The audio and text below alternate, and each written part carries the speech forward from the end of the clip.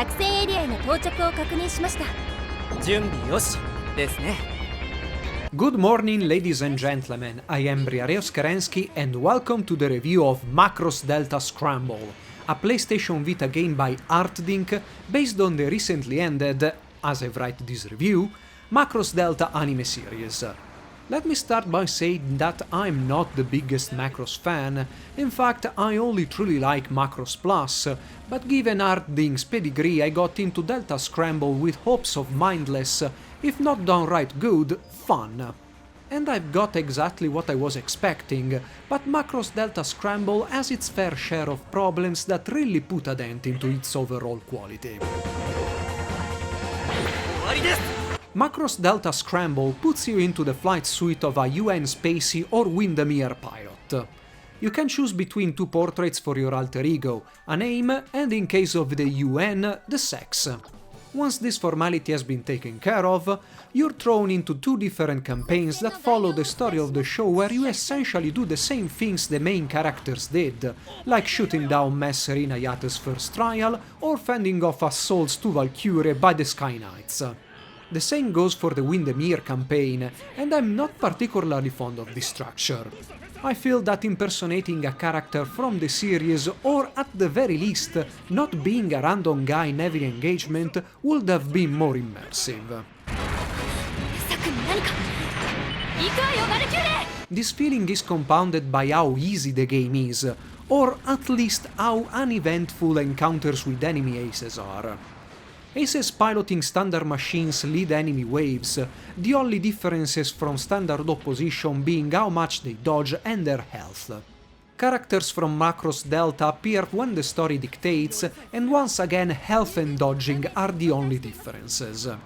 Giving named characters different strengths and weaknesses, like a favorite weapon, Valkyrie mode, or an unique maneuver would have gone a long way in making these encounters more enjoyable and challenging, especially in story mode, where everyone has brain fart moments where they stop dead in their tracks, leaving huge openings to unload all your Valkyrie's arsenal onto them.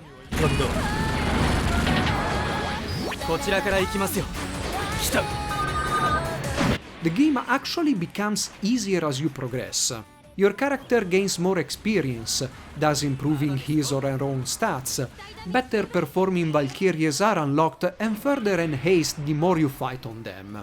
The Windermerian campaign is particularly guilty of this, as the standard Draken is an already high-performance machine that only gets better mission after mission, while you start with a YF-171 Nightmare in the UN campaign, and it takes some missions before the baseline VF-31 becomes available.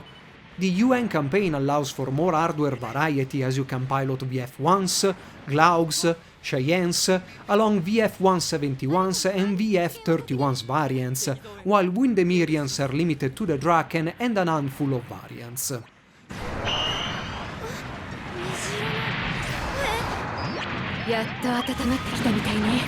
Variety is a huge problem in Delta Scramble, from the few environments through the waves of enemies that behave the same way no matter who they are, to mission objectives. The most elaborate missions will ask you to defend battleships or hunt down enemies before they leave the area, but everything boils down on destroying all enemy waves. I get that the game is limited by what the series has shown, but so much more could have been done even within this constraint. First by reducing the number of missions per campaign, and then making them longer and with more varied objectives.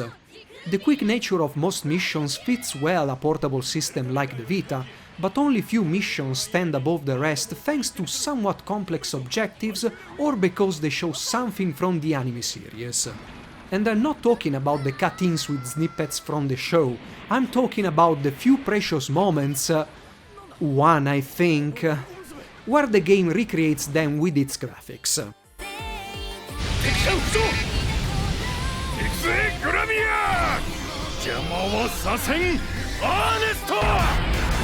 In fact, the production values of Macross Delta Scramble seem fairly low.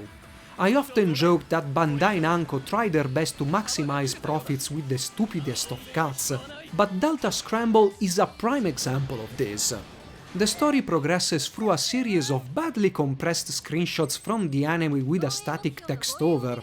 There are only a handful of voiceovers for story screens and briefings themselves always use the same graphics.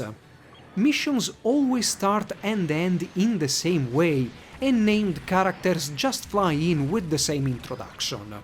The Windermere campaign simply goes to the credit roll after the last mission ends. The UN story ends with a black screen and a hiatus quote from the show. Even bad games like Gersum Panzer and UUU had plenty of hooks for their fans, and I doubt the income from Macross isn't high enough to justify a bit more effort.「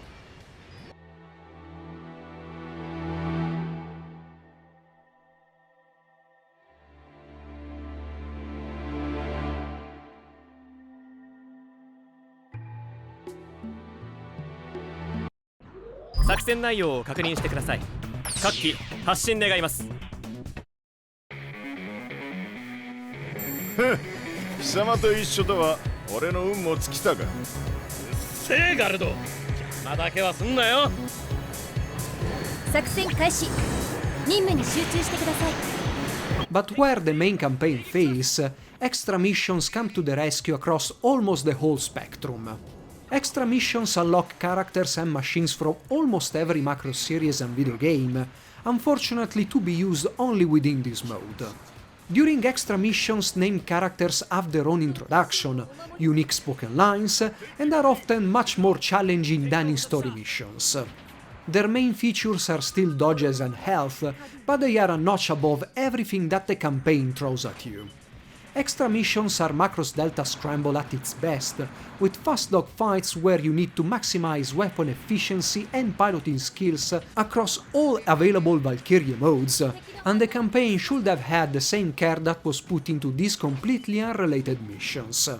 A chance to use vehicles and characters not from Macross Delta during the story would have been great, but alas, this is not possible even after completing both UN and Windermere campaign. Macross Delta Scramble, however, clearly shows that Arting know how to make a game feel good, starting from the controls. All three Valkyrie modes, Fighter, Gerwalk and Batroid, are easy to handle and have a common control setup despite their different abilities, though I found myself ignoring the Battleroid mode except for very few occasions. Every machine has its own special attack that changes between variants and loadouts. It's also possible to assign up to 5 characters to gain a series of bonuses and unleash a special song with various effects.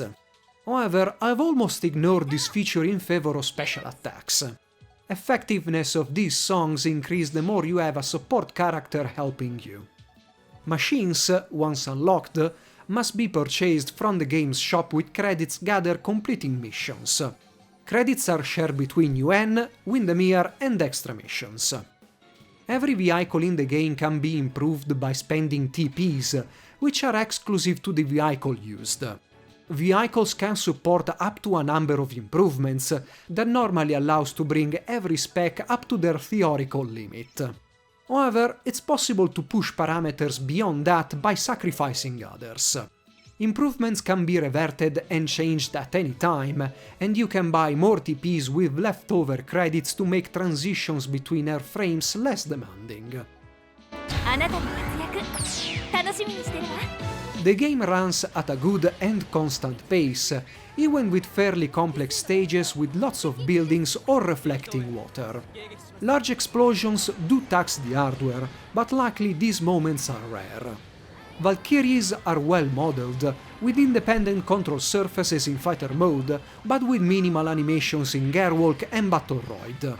Environments are small, with stage limits appearing almost out of nowhere, and these can be pretty annoying when battling close to them. Of course, there are songs from all over the Macross universe, and the game allows to choose different BGMs and even songs triggered by the special action. There are numerous voice clips, although I don't think every single character got his or her own original actor. 捕らえました。行くぞ。 Macross Delta Scramble is by no means a bad game, but its potential surely feels underused. It's a fun, yet mindless game that makes a decent use of the Macross Delta name, but ironically enough, it makes a better use of every other Macross show and video game. Maybe the extra content comes from previous ArtDink Macross games, but even if they do, they are still a notch above the Delta campaign, which ends in the middle of the anime series, when the Delta platoon leaves Ragna. The game came out few months after the end of Macross Delta, and implementing the other half would have postponed it, and maybe ArtDink should have taken this opportunity for a complete campaign and to shape Macross Delta Scramble into a more varied game. The groundwork is there and it's very much enjoyable, but everything else is just average.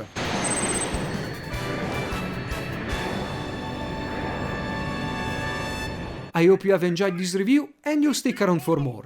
Briareo Skarensky, over and out. 青い星。絶対戻ってくるからな。貴様さえいなければ